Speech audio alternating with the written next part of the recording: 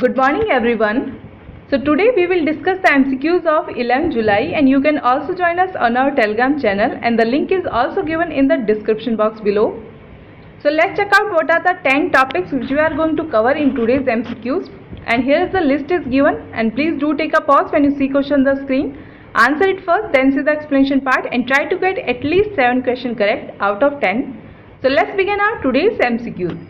And question number 1 is with reference to Sustainable Development Report 2020, and the correct option here is A, that means the report tracks the performance of all UN member states on 17 Sustainable Development Goals is correct, but India has ranked under 100 this year for the first time is incorrect, because India's position is 117th actually, with the overall score of 61.92 out of 193 nations. और ध्यान आपको इस चीज़ पे देना है कि sustainable development report जो है वो प्रिपेयर की जाती है by teams of independent expert at sustainable development solution network Bertelsmann स्टिफ्टिंग।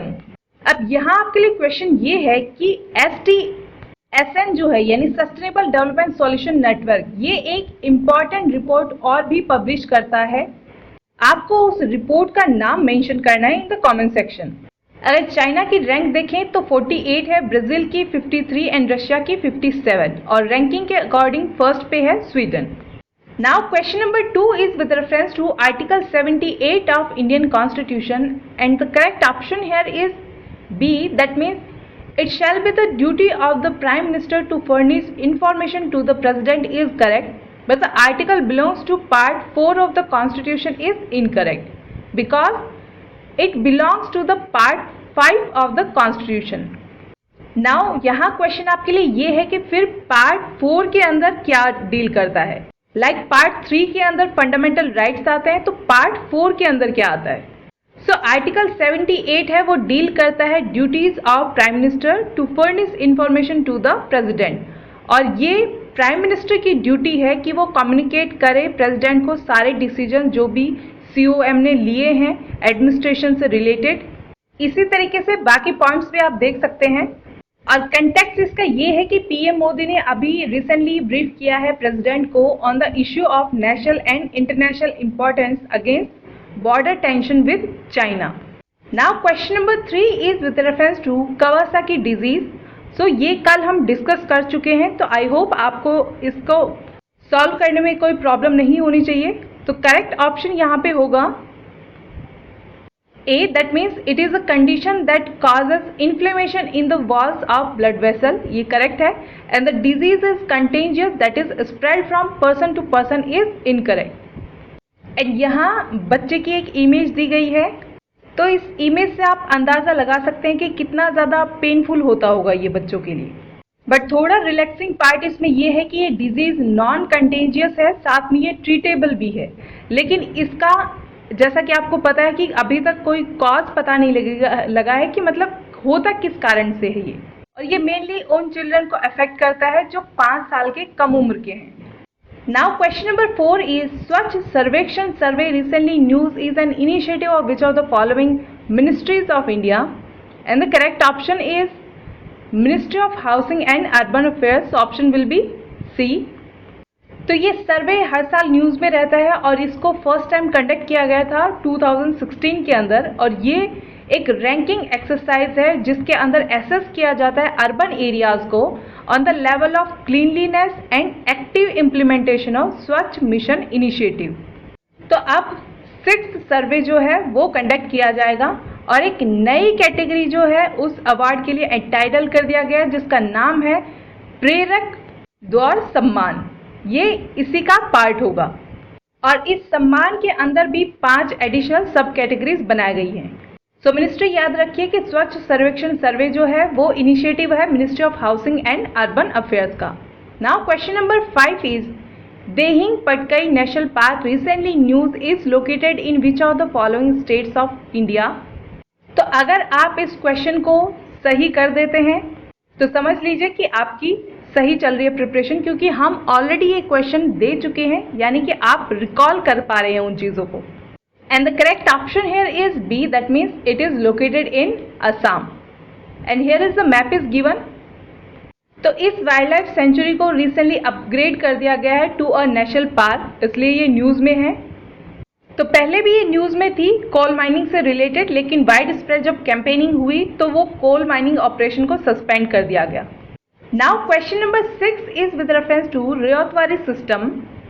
So choose the correct option. Here are the 4 statements given, and the correct option here is B, that means statement first, Ryotwari system was pioneered by the Britishers in India is incorrect because ये जो ryotwari system था वो initially introduce किया गया था bye Sher Shah Suri, and उन्होंने order किया था कि ये जो सर्वे है वो एंटायर लैंड के ऊपर किया जाए और जो कल्टीवेशन के अंदर है, टेरिटरी के अंदर जो लैंड, उनके ऊपर फिक्स कर दिया गया था पर बीघा के ऊपर रेट्स, एंड आगे चल के ये जो एवरेज रेट थी इनको राय कहते थे और ये जो कल्टीवेटर्स थे उनको रेयोत कहते थे। और ये जो राय सिस्टम है वो इनिशियली अडॉप्ट किया गया था बाय अकबर।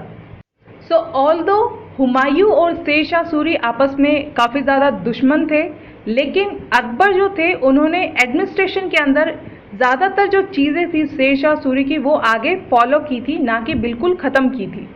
तो यहाँ आप कंफ्यूज हो सकते हैं। एक एग्जाम्पल आपको राय सिस्टम का यहाँ देखने को मिल रहा है। और ईस्ट इंडिया कंपनी टेरिटरीज के अंदर ये जो रियोतवारी सिस्टम था वो इंट्रोड्यूस किया गया था by Thomas Munro and captain Reade in Madras presidency, और ये एक्सटेंड किया गया था later Mumbai, parts of Bengal, Assam and Coorg. तो ये आसाम में अंदर भी ये रियोतवारी सिस्टम था, तो वहाँ पे आप कंफ्यूज नहीं करेंगे परमानेंट सेटलमेंट से।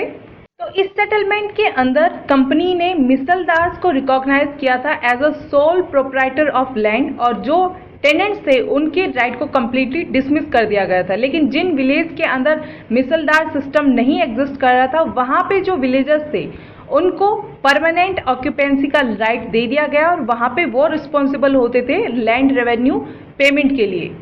तो ऐसा नहीं था कि सभी जो पीजेंट्स थे उनको लैंड राइट दिए गए थे, ये मेनली दिए गए थे मिसलदार्स को, और जहाँ ये नहीं थे वहाँ पे दिए गए थे टेनेंट्स को भी, मोर एक्यूरेटली जो विलेजर्स थे उनको। Now question number 7 is why is it difficult to prosecute person accused of match fixing. So choose the correct option and you have to choose the incorrect one statement. And because all the given 3 statements are correct, so option will be D. So one problem is match fixing is not an independent offense in India and there is no law covering it. और जो भी person इसके अंदर accused होता है उसके ऊपर cheating के चार्जेस लगाए जा सकते हैं आईपीसी सेक्शन 42 के अंदर, क्योंकि मैच फिक्सिंग जैसा कोई इंडिपेंडेंट ऑफेंस अभी इंडिया के अंदर रिकॉग्नाइज ही नहीं है। तो इस वजह से प्रोसिक्यूशन में प्रॉब्लम आती है। ऑल्दो इन्वेस्टिगेटर्स के पास में बहुत पावर होती है, इतना पावर होती है कि वो किसी को भी बुला सकते हैं, इंटेरोगेट कर सकते हैं और बैंक स्टेटमेंट को भी देख सकते हैं, कॉल रिकॉर्ड्स भी चेक कर सकते हैं, लेकिन किसी चीज़ को इन्वेस्टिगेट करने के लिए उसका ऑफेंस होना बहुत ज़रूरी है। और क्योंकि मैच फिक्सिंग कोई ऑफेंस नहीं है तो अल्टरनेटिव सेक्शंस यूज करने पड़ रहे हैं। ऑल्दो बिल लाने की कई बार कोशिश की गई है लेकिन अभी तक बिल या एक्ट इस पे बन नहीं पाया है। Now question number 8 is recently Bonbibi was in news, so choose the correct option here and the correct option here is B, that means she is related with Sundarban but she is popular environmentalist in West Bengal is incorrect because Bonbibi is a goddess, और जिनको Sundarban area के हिंदू मुस्लिम दोनों मानते हैं, और ऐसा वहाँ पे मान्यता है कि वो उनकी रक्षा करती हैं वाइल्ड एनिमल से जो फॉरेस्ट के अंदर जाते हैं और कलेक्ट करते हैं वहाँ पे वुड हनी ये सब।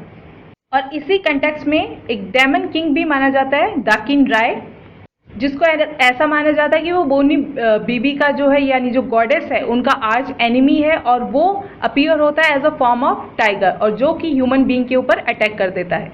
सो रिसेंटली इसलिए न्यूज़ में थी क्योंकि इन सब मान्यता की वजह से कहीं ना कहीं सुंदरबन जो नेशनल पार्क हैं या फिर ये जो इकोलॉजिकल सेंसिटिव एरियाज हैं वो प्रोटेक्ट हो जा रहे हैं। Now question number 9 is who of the following can appoint ad hoc जजेस in the Supreme Court and the correct option is C, that means CJI। तो आर्टिकल 127 जो है इंडियन कॉन्स्टिट्यूशन को वो प्रोवाइड करता है कि एडहॉक यानी कि टेम्परेरी जज को अपॉइंट किया जा सकता है सुप्रीम कोर्ट में, और जो एडॉक जजेस अपॉइंट होंगे सुप्रीम कोर्ट में वो चीफ जस्टिस ऑफ इंडिया के द्वारा किए जाएंगे, लेकिन उनको प्रायर कंसेंट लेना पड़ेगा प्रेसिडेंट का, और ऐसा वो तभी कर सकते हैं जब quorum नहीं है जजेस का कोर्ट्स के अंदर, यानी कि कहीं ना कहीं कमी है जजेस की। तो जो एडॉक जजेस अपॉइंट किए जाते हैं वो हाई कोर्ट जज होते हैं जो कि क्वालिफाई होने चाहिए सुप्रीम कोर्ट के जज अपॉइंट करने लायक, यानी ऐसे उनकी क्वालिफिकेशन होनी चाहिए। ऐसे सभी को एडॉक जज नहीं बनाया जा सकता। Now question number 10 is recently Bamako was in news, so where is it located? And the correct option is D, that is in Mali. So ये माली की कैपिटल है और नीजर रिवर के पास लोकेटेड है। So that's all in our today's MCQs, and if you want to contact us, these are the details, and please subscribe our channel and like, comment and share the video. And if you want information regarding UPPSC examination, you can also contact us. So stay safe, stay healthy, have a nice day, and